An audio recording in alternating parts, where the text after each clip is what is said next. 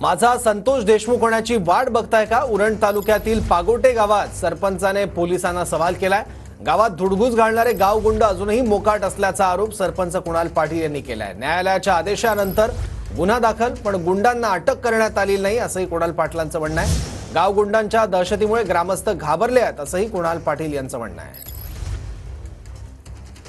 याबद्दल बोलण्यासाठी या गावचे सरपंच कुणाल पाटील स्वतः आपल्या सोबत फोनवर आहेत। कुणाल पाटील जी काय स्थिती आहे, काय आरोप आहेत तुमचे नेमके?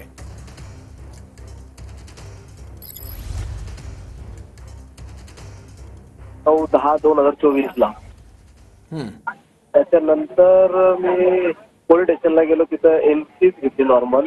मी सीसीटीव्ही फुटेज दिले, सर्व दिले, पण तिथं काही नाही मिळालं नाही। त्याच्यानंतर एक 4-5 दिवसात मी शेवटी मला न्यायालयात जायला लागलं। न्यायालयात मी गेलो। न्यायालयामधून 1-2 महिने मी 2 महिन्याचा मला आदेश आला।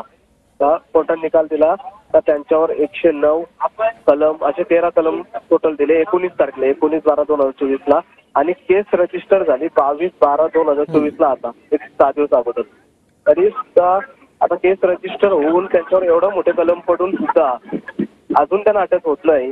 तर पोलिसांना मी प्रश्न विचारला का अजून मरण्याची वाट बघता का माझी? उद्या ते मला मारतील त्याची वाट बघता का? असा सवाल मी त्यांना विचारला। का आता सरपंच कोणाकडे नाही बघा, सरपंचाला नाही मिळत नाही तर सामान्य नागरिक काय करेल? असा विषय मी त्यांना मांडला। अजून काही त्यांचं गांभीर्य दिसत नाही। 109 म्हणजे जो आता 2023 नुसार जो कायदा चेंज झाला 109, 333, 118 आदी शासननियम असे टोटल 13 कलम त्यांच्यावर लावले। म्हणजे न्यायालय कोर्टामध्ये मी त्यांचा आदर करतो की त्याही तरी मला न्याय दिला। बरोबर, त्यामुळे आता ही बातमी बघून तरी पोलीस तातडीनं दखल घेतील, कारवाई करतील अशी अपेक्षा करूयात। धन्यवाद कुणाल पाटील जी, आपण TV9 सोबत बोललात त्याबद्दल।